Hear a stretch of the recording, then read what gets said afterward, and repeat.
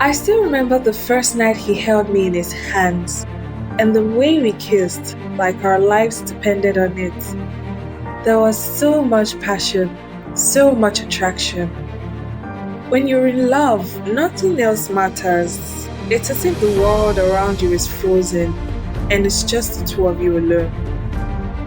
Every moment with him was special. I had literally died and was revived. This was my second chance to life, and I was determined to spend every moment of it in love with this man. So when he popped the question, "Will you marry me?" Who was I to refuse?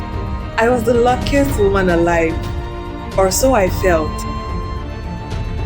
2 years ago, on a crisp autumn evening, I met the man who would forever change my life. His name was David, and he was a ray of sunshine in my otherwise mundane existence. We met at a quaint little cafe in the heart of the city, a place I frequented for their delectable pastries and the soothing ambient. David was everything I'd ever dreamed of in a man. He was intelligent, kind, and possessed a wicked sense of humor that could light up any room. Our conversations flowed effortlessly as if we'd known each other for years. He had a way of making me feel seen, heard, and understood. As our friendship blossomed, I found myself drawn to him in ways I couldn't explain. Our conversations turned into late night phone calls, our laughter echoing through the quiet streets. One evening, as we sat on a park bench, watching the city lights twinkle above, he took my hand and confessed his feelings for me. My heart pounded in my chest as I realized that I felt the same way. I never forget our first kiss, a tentative touch that ignited a fire within me. It was a moment of pure magic, a connection that felt both familiar and utterly new. As we deepened our embrace, I surrendered to the intoxicating pull of his touch, feeling a sense of belonging I had never known before.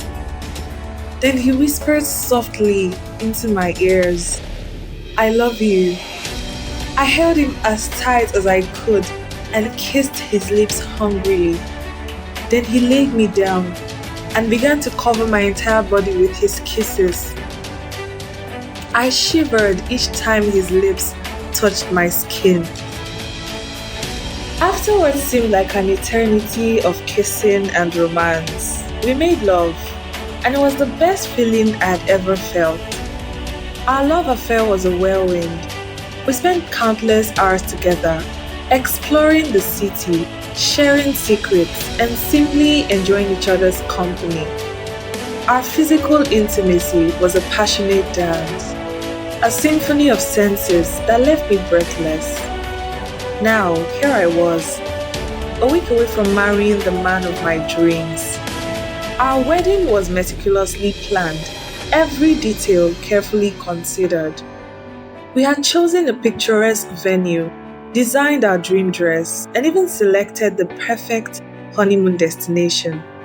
Life was perfect, or so I thought. In the weeks leading up to the wedding, I noticed the change in David. He seemed distant, preoccupied, and often avoided my gaze. I tried to brush it off, attributing his behavior to pre-wedding jitters. But as the days passed, my unease grew. Then, a week before the wedding, I received a call from our mutual friend, Ben. He sounded urgent, his voice filled with a mix of concern and confusion. He invited me to his place for an important discussion. When I arrived, I found David sitting on the couch, his face etched with a mixture of anger and confusion I had never seen before. Ben cleared his throat and began to speak. "Sarah, I'm so sorry to have to tell you this," he said, his voice trembling slightly. David has decided to call off the wedding. My heart sank. What could have possibly gone wrong? And there's more. Ben continued. David believes you may have stolen something from him. My mind raced. What could he possibly be accusing me of? Before I could ask, David burst into a rage. His words were a torrent of accusations. His voice filled with a venom that was both shocking and terrifying. You thief, he shouted. You stole from me. You stole my life. I was utterly confused. What was he talking about? Ben managed to calm him down and get him to speak coherently. It was then that I learned the shocking truth. 8 years ago, before I had even met David, he had won a $10 million lottery ticket, but somehow he had lost it. A week ago, while searching for his passport, he stumbled upon the missing ticket, and it was in my possession. I was stunned. How could this be possible? David explained that he had found the ticket in a bag in my closet. As I gathered my thoughts, a memory surfaced. A faint recollection of the day of the accident. I had been crossing the street when a car had sped past, its headlights blinding me. I had been struck and thrown to the pavement. The next thing I remembered was waking up in the hospital. I was pronounced dead when I got to the hospital, but miraculously, I was revived. I had been unconscious for 4 months.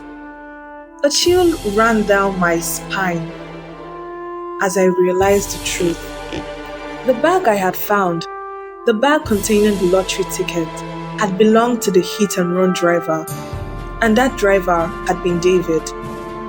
The man I was about to marry, the man I had loved with all my heart, was the one who had nearly taken my life.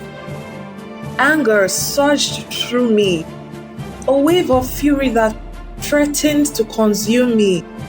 How could he have done such a thing? How could he have hidden this from me for all these years? I turned to David, my voice trembling with rage. You hit me, I accused. You killed me. David's eye widened in shock. He looked away, unable to meet my gaze. I turned to Ben, who was looking quite lost. This man is evil. He was the one who knocked me down 8 years ago and left me on the side of the road for dead. My mind went dark. I was about to marry the man that left me lying on the cold road. David fell on his face, begging and crying. As for Ben, he couldn't say a word. I'm so sorry. I didn't know it was you. I didn't recognize you. My heart was going to explode in anger, but I managed to let out a bitter laugh. Of course, you didn't recognize me. I was lying in the street, bleeding, barely alive, you murderer. David continued to apologize, his words a feeble attempt to atone for his crime. But I was beyond forgiveness. The trust I had placed in him was shattered, irreparably broken. I turned to Ben, my eyes filled with tears. I can't marry him, I whispered. Ben nodded, understanding the weight of my decision. He offered me his support, his friendship. As I walked away from the house, I felt a mix of emotions. Relief that the truth had finally been revealed, anger at David for his deception, and sadness for the love I had lost.